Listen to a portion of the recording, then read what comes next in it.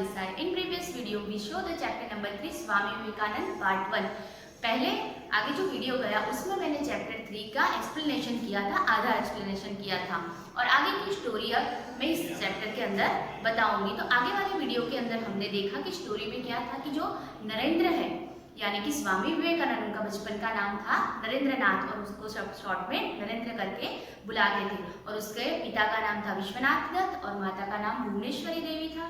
उसका जन्म 12 जनवरी 1863 को हुआ था और जब नरेंद्र कक्षा में बैठे थे और 4 लड़के उनसे बातें कर रहे थे पीछे बैठ के कि मुझे कहानी सुनाओ. केशव नाम का लड़का था, वो बता रहा था कि हमें नरेंद्र कहानी सुनाओ भिक्षुक की. तब नरेंद्र उसको मना करता है कि अभी गुरुजी आ जाएंगे. तो ऐसा करके फिर वो बच्चों जबरदस्ती से उनको कहानी सुनाने को बोलते हैं. तब नरेंद्र कहानी सुनाता है और तब तक गुरुजी क्लास में आ जाते हैं, पर उन लोगों का ध्यान कहानी सुनने में ही है और नरेंद्र का ध्यान कहानी बताने में ही है. तो उनको पता नहीं कि गुरुजी ने क्लास में आके पढ़ाना भी स्टार्ट कर दिया था.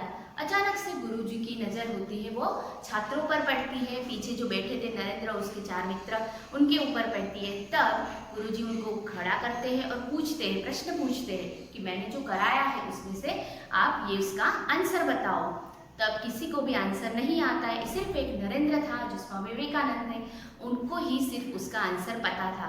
तो जब गुरुजी उनको बताते हैं कि इसका आंसर सिर्फ नरेंद्र को ही आता है, बाकी के सबको क्यों नहीं आता है, तो बाकी सबको पनिशमेंट देते हैं कि आप 4 खड़े रहो. तब जाके नरेंद्र बोलता है कि गुरुजी कि आप मुझे भी शिक्षा दो, यानी कि मुझे भी दंड दो, पनिशमेंट दो, क्योंकि कहानी मैं सुना रहा था और वो सब सुन रहे थे, तो मुझे भी शिक्षा मिलनी चाहिए. तो इसलिए नरेंद्र था, उसने जो ईमानदारी और सच्चाई दिखाई है उससे गुरुजी बहुत ही प्रसन्न हुए थे. तो इतने जो स्वामी विवेकानंद नरेंद्र था वो इतने प्रामाणिक और ईमानदार थे कि उसने सच्चाई एक्सेप्ट कर ली और जो मतलब कि सच्चाई बता दी कि जो था वो.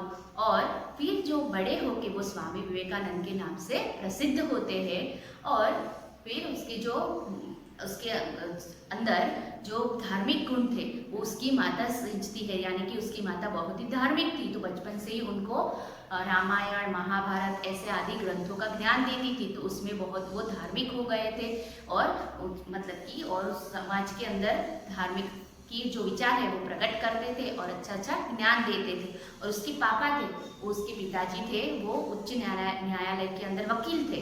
तो उनको अंग्रेजी भाषा का ज्ञान और अंग्रेजी भाषण कला का जो विकास है उसके अंदर बचपन से ही हो गया था. अब आगे देखिए स्टोरी. तो उनकी बुद्धि कुशाग्र थी, वे कक्षा में प्रथम आते थे. उन्होंने छोटी उम्र में ही महान ग्रंथों का अध्ययन कर उन्हें याद कर लिया था. उनमें नेतृत्व करने का अद्भुत गुण था. उन्हें व्यायाम, कुश्ती, घुड़दौड़, तैराकी का भी शौक था. वे सुंदर काया और बहुमुखी प्रतिभा के धनी थे. उनकी बुद्धि कुशाग्र थी. कुशाग्र यानी कि तेज.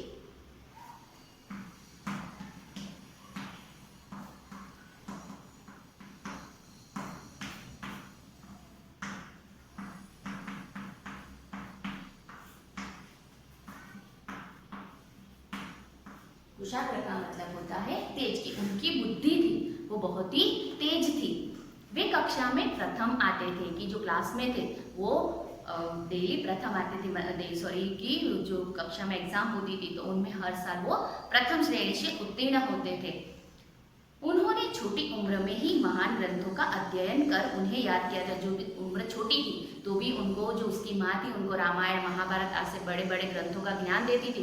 तो इतने सारे बड़े बड़े ग्रंथ थे और भी कई पुस्तकें थी जो अच्छी अच्छी पुस्तकें, वो ग्रंथों का ज्ञान उन्होंने बचपन में ही ले लिया था और सारे ग्रंथ अध्ययन करके मतलब पढ़ के उनको याद कर लिया था. उनमें नेतृत्व का अद्भुत गुण था, यानी कि नेतृत्व करते थे कि जैसे कि कोई हो तो हमारे पीछे अगर कोई हो तो हम क्या करते हैं कि पहले ही स्टार्टिंग में मतलब हमारे पीछे कोई रहता है और अब आगे नेतृत्व करते हैं, हैंडलिंग करते हैं. तो वो उसमें नेतृत्व का गुण अद्भुत था, वो सब जगह आगे ही रहते थे. उन्हें व्यायाम, कुश्ती, घुड़दौड़, तैराकी का भी शौक था. व्यायाम यानी कि जो एक्सरसाइज करते हैं वो, कुश्ती जो फाइट करते हैं वो, घुड़दौड़ यानी कि हॉर्स राइडिंग, एंड तैराकी यानी कि स्विमिंग। तो ये सारे शौक भी उनको थे, ये सारे सब कुछ चीज वो जानते थे। वे सुंदर काया और बहुमुखी प्रतिभा के धनी थे। सुंदर काया, काया यानी कि शरीर, तो उसका शरीर बहुत ही सुंदर था।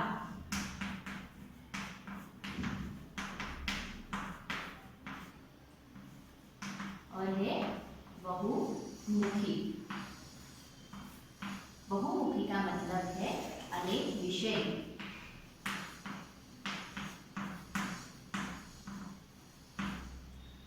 काया यानी कि शरीर, यानी कि उसका शरीर था वो कैसे, जैसे सोल्जर का शरीर होता है, सब एक्सरसाइज वो करके उसने अच्छा शरीर बनाया, तो उसका शरीर वैसा था क्योंकि वो व्यायाम करते थे, फिर हॉर्स राइडिंग, स्विमिंग, वो सब करके उसका शरीर बहुत ही अच्छा बन गया था।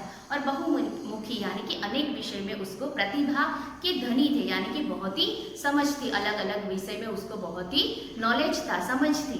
तो प्रतिभा का मतलब होता है बुद्धि या समझ।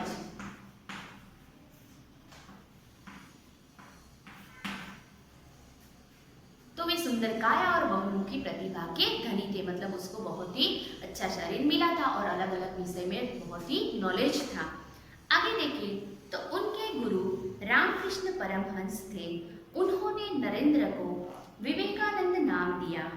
एक बार स्वामी विवेकानंद अमेरिका गए। अमेरिका के शिकागो शहर में विभिन्न धर्मों के प्रतिनिधि अपने अपने धर्म के विषय में बताने आए थे। विवेकानंद ने भारत की ओर से अपना भाषण दिया। भाषण में उनके संबोधन भाइयों और बहनों को सुनकर सभा में तालियां गूंज उठी। अगले दिन उनके भाषण की चर्चा पूरे अमेरिका में हुई। उन्होंने अपने कार्यों और विचारों से विश्व में भारत का नाम रोशन किया। कि क्या हुआ कि उनके जो गुरु थे, हम सबके गुरु होते, तो वैसे उनके जो गुरु थे वो थे रामकृष्ण परमहंस। जो स्वामी विवेकानंद थे उनके माता पिता के नाम देखे, अब गुरु का नाम क्या था, तो रामकृष्ण परमहंस, ये उनके गुरु थे और उनको विवेकानंद नाम दिया था। जो नरेंद्रनाथ था उनको नाम दिया था विवेकानंद, तब जाके वो बड़े होके ऐसे संत बने, तब उसका नाम स्वामी विवेकानंद हुआ। एक बार स्वामी विवेकानंद क्या हुआ कि वो अमेरिका गए, क्योंकि सब जब अमेरिका में एक परिषद थी, सभा थी, वहाँ क्या होते अलग अलग देश के लोग जो धार्मिक प्रतिनिधि थे, अपने अपने जो धर्म के प्रतिनिधि थे, वो सब धर्म का ज्ञान देने के लिए वो अमेरिका गए थे, अमेरिका के शिकागो शहर के अंदर। तो भारत में से हमारे गए थे स्वामी विवेकानंद। तो जब स्वामी विवेकानंद अपना धर्म के बारे में जब बताने गए स्टेज पे, तब उन्होंने संबोधन किया, मेरे प्यारे भाइयों और बहनों, ऐसा संबोधन किया, क्योंकि मोस्टली क्या होता है कि सब ऐसे आते थे और इंग्लिश में बोलते हैं कि लेडीज एंड जेंटलमैन ऐसे करके संबोधन देते, पर इन्होंने ऐसा किया कि मेरे भाइयों और बहनों। तो ये सुनकर सभी बहुत ही प्रसन्न हो गए थे और पूरी सभा के अंदर सब ऐसे तालियां गूंजने उठी और सब उसकी प्रशंसा करने लगे और ये बात पूरे अमेरिका शहर के अंदर फैल गई और सब उसकी चर्चा करने लगे और उसकी तारीफ करने लगे। तो इस तरह से उन्होंने अपने कार्य और विचार से जो ज्ञान दिया धर्म के बारे में, तो वो अपने कार्य और विचार से वो पूरे भारत, अमेरिका के अंदर या विश्व के अंदर पूरा भारत का नाम बहुत ही रोशन करके आए थे। वो विदेश भ्रमण के दौरान एक दिन विवेकानंद ने देखा कि कुछ लड़के नदी में तैर रहे अंडे के छिलके पर निशाना लगा रहे थे। किसी का निशाना ठीक नहीं लग पा रहा था। विवेकानंद जी उनके पास गए और लगातार कई बार सही निशाने लगाए। उन लड़कों ने हैरानी से पूछा, आप ऐसा कैसे कर लेते हैं? सारे निशाने ठीक से कैसे लगा लिए? तब उन्होंने कहा, अपना पूरा ध्यान काम पर लगाओगे तो सफलता जरूर मिलेगी। तो एक दिन क्या हुआ कि विदेश भ्रमण यानी कि अमेरिका गए थे, उसके बाद जब वो लौट रहे थे तो उन्होंने देखा कि कुछ लड़के थे वो तालाब के अंदर, नदी के अंदर क्या कर रहे थे कि तैर रहे, कुछ अंडे थे, उसके जो छिलके वाइट कलर के होते उसके ऊपर पत्थर फेंक रहे थे और निशाना लगा रहे थे कि निशाना सही जा रहा है कि नहीं जा रहा है। तब वो बहुत ट्राई किया सब लड़कों ने, पर किसी का निशाना नहीं लग रहा था। फिर ये देख के स्वामी विवेकानंद ने निशाना लगाया। तो एक बार निशाना लगाया तो ऐसे फटाक से निशाना लग गया, छिलके के ऊपर पत्थर पड़ गया। दूसरी बार ऐसे कई बार उन्होंने निशाना दागा तो हर बार निशाना सही ही गया।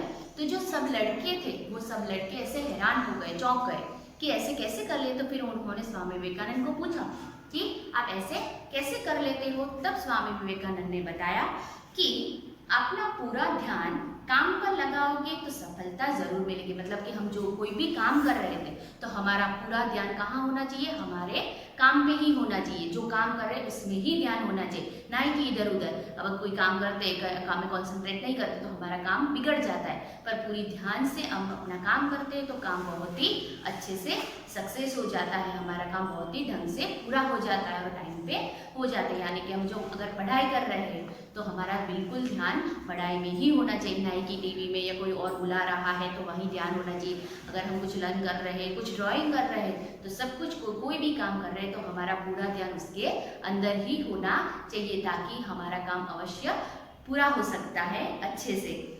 वे केवल एक संत ही नहीं, देशभक्त, वक्ता, विचारक, लेखक भी थे। उनका संदेश था, उठो, जागो और तब तक न रुको जब तक मंजिल प्राप्त न हो जाए। कि वो सिर्फ संत ही नहीं थे पर वो देशभक्त भी थे और वक्ता, यानी कि जो स्टेज पे जो स्पीच देते अच्छे से अमेरिका गए थे और स्पीच दी थी, वैसे वक्ता, विचारक थे, अच्छा सोचते थे, लेखक भी थे, बुक्स भी लिखते थे।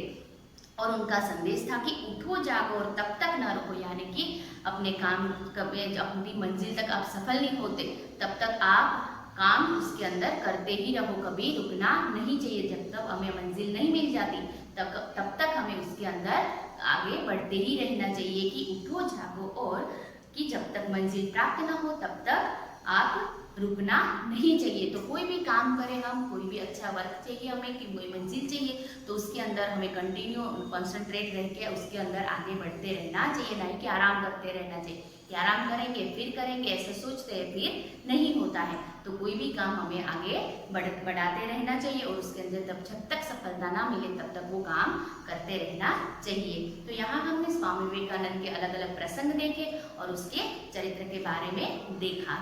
Thank you, have a nice day.